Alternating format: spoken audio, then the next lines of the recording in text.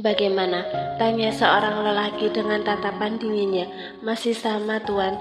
Baby Hazel masih menangis dan tidak mau meminum susu yang saya berikan, Tuan, ucap wanita parubaya yang merupakan asisten rumah tangga di kediaman Gendra Kenziano. Gendra menghela nafas pelan. Dia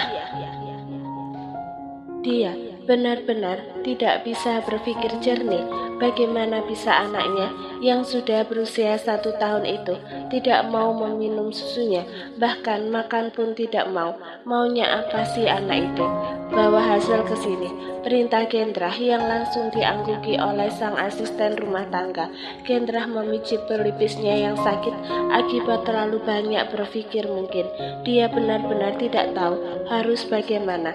Dia adalah seorang Gendra, pemilik Gen Company, yang perusahaan sedang berada di puncak kesuksesan. Namun ada cerita di balik suksesnya perusahaan tersebut. Lebih tepatnya cerita mengenai pemilik perusahaan Gen Company. Gendra adalah seorang duda yang ditinggal mati oleh istrinya tepat saat istrinya melahirkan anaknya. Kesedihan tersendiri bagi Gendra karena itu. Namun istrinya meninggalkan buah hati cantik yang diberi nama Hazel Kenziana, yang mukanya sangat persis seperti dirinya. Hazel, sapaan akrabnya, adalah anak yang penurut. Namun di sisi lain, Hazel adalah anak yang sama sekali tidak bisa meminum susu sapi. Hazel hanya bisa meminum susu ASI, yang mana mendapatkannya pun sulit karena keadaan Hazel sudah tidak memiliki ibu. Sudah 1 tahun juga Gendra harus bolak-balik ke rumah sakit untuk meminta ASI dari pendonor ASI tersebut. Semuanya berjalan lancar, namun belakangan ini Hazel menolak susu itu. Dia menolak semua ASI yang diberikan kepadanya, padahal ASI itu berasal dari beberapa ibu, dan itu mampu membuat Gendra kesulitan untuk memahami anaknya dan membujuk anaknya supaya mau meminum susu yang diberikan kepadanya.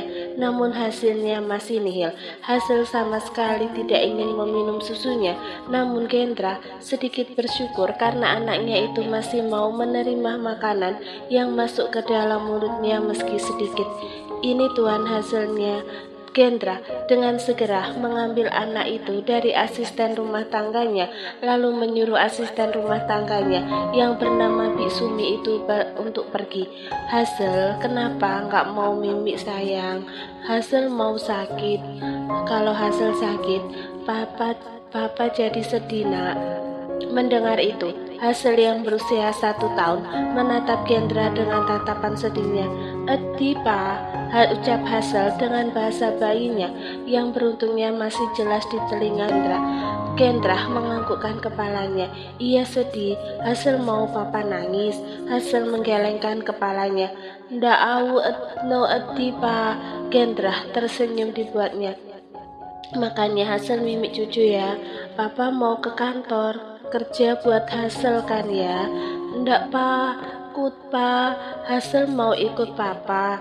Hazel dengan antusias menganggukkan kepalanya. Oke, Hazel boleh ikut. Asal di sana nanti Mimi ya.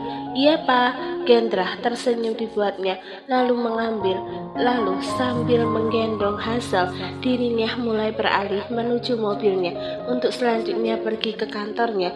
Akan ada banyak jadwal sibuk hari ini, dan Gendra berdoa semoga Hazel tidak rewel dan tidak mengganggu pekerjaan ayahnya. Sorry, saya bawa anak saya.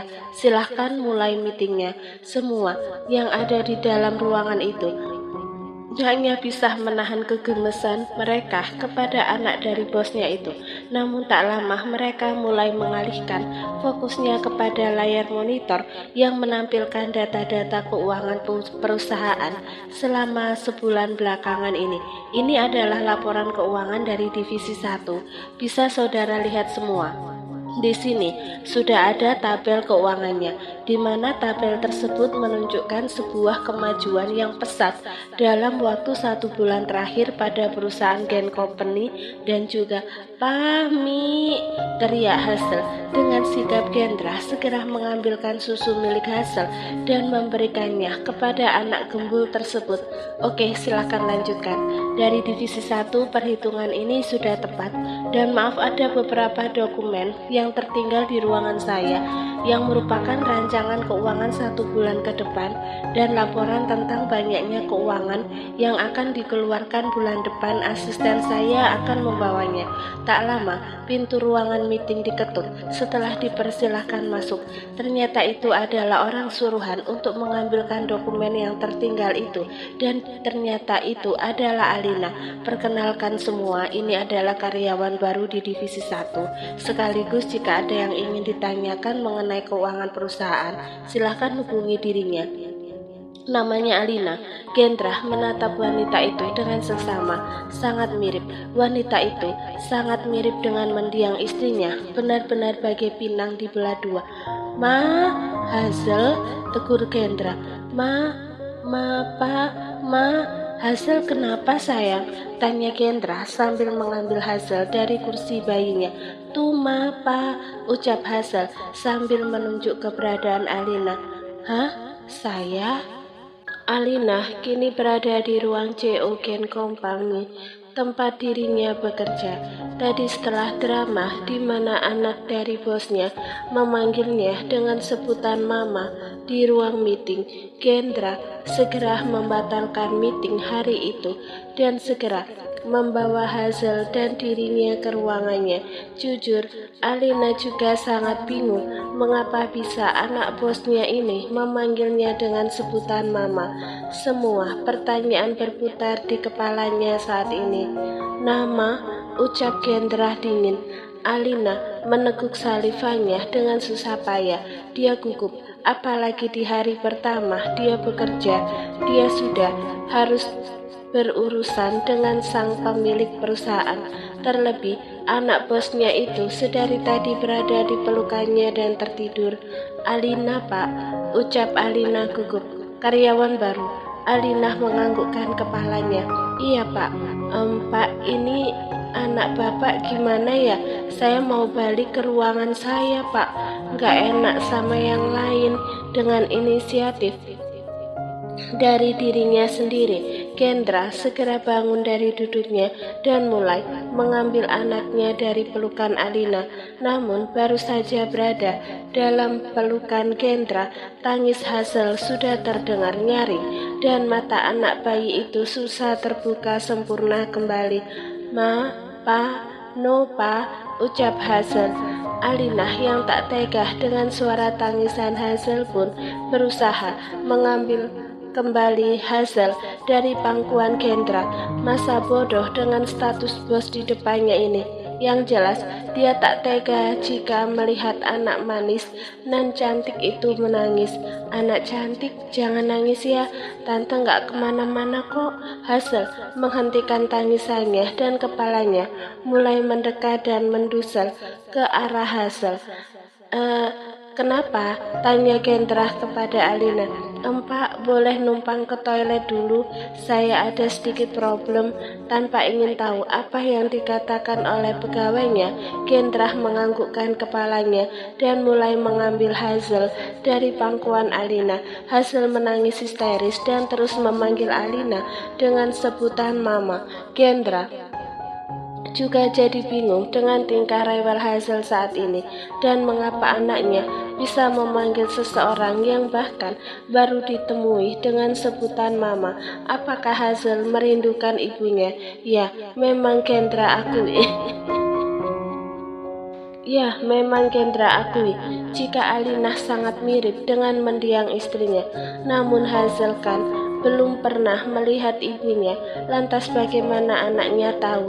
Gendra terus membujuk Hazel supaya menghentikan tangisannya, sedangkan di sisi lain Alina sedang bersusah payah untuk mengeluarkan cairan yang berasal dari dia memiliki ASI dalam tubuhnya. Meski dia masih gadis, tapi tapi dia sudah bisa mengeluarkan ASI dari dirinya, kata dokter Alina kelebihan hormon, dan dengan rutin Alina selalu mendonorkan ASINya untuk yang membutuhkan, karena untuk siapa lagi ASINya, mana ASINya sangat banyak dan subur lagi. Aduh, mana lupa bawa pompa ASI, gimana ya? Bodoh nanti aja, tahan sakitnya Alin yuk bisa. Setelah menyemangati dirinya sendiri, Alina segera keluar dari toilet yang berada di dalam ruangan bosnya. Lagi dan lagi Alina bisa melihat Hazel yang menangis histeris. Alina sangat tidak tega dengan tangisan lirih Hazel. "Sini Pak, biar saya yang menggendongnya," ucap Alina. Kendra yang sudah kesulitan untuk menenangkan anaknya pun segera memberikan Hazel kepada Alina. Ajaibnya, dalam pelukan Alina tangis Hazel mereda. "Lah, kok sama saya berhenti Pak?" Kendra mengadikkan bahunya. "Tidak tahu." "Nggak tahu, biar saya panaskan dulu susu milik Hazel." Alina menganggukkan kepalanya. Selanjutnya Kendra mulai meninggalkan Hazel bersama dengan Alina untuk menuju pantry untuk menghangatkan susu milik Alina. Di dalam ruangan Kendra, Alina berusaha mengajak Hazel berbicara meski hanya sebutan "ma" yang keluar dari mulut Hazel. Namun sepertinya itu adalah hiburan tersendiri bagi Alina. Tak lama datanglah Kendra dengan membawa sebotol susu. "Ini tolong beri kepada Hazel, saya akan melanjutkan pekerjaan saya yang tertunda." Alina menatap bingung ke arah Kendra. "Tapi pekerjaan saya bagaimana Pak? Saya juga baru pertama masuk bekerja hari ini. Masa saya harus bolos Pak?" Kendra menatap Alina dengan tatapan dinginnya. "Itu urusan saya, beri susu itu pada Hazel." Alina menghela nafasnya pelan. Tidak ada yang bisa dia lakukan sekarang selain memberikan susu kepada Hazel. Akhirnya Alina memberikan susu itu kepada Hazel. Tentunya dia mengecek dahulu suhu susu tersebut. Takutnya Hazel kepanasan karena susu tersebut. Namun ternyata aman sebelum diminum. Setelah diminum, Hazel menangis dalam pangkuan Alina dan berbicara dengan bahasa bayi, seolah dirinya memberitahu kepada orang dewasa di depannya itu kalau dia tidak ingin meminum susu tersebut. "Pak, Hazel tidak ingin meminum susunya." Kendra menghela nafasnya kembali. Anaknya berulah lagi. Lelah sekali rasanya menjadi Kendra. Pekerjaan belum selesai, anaknya sudah rewel sekali. "Bagaimana ini Pak?" tanya Alina. Kendra segera menghampiri Hazel dan Alina. Dia duduk di hadapan Alina. "Aku harus mencari ASI kemana lagi yang cocok untuk Hazel," ucap Kendra. Alina mengerutkan keningnya.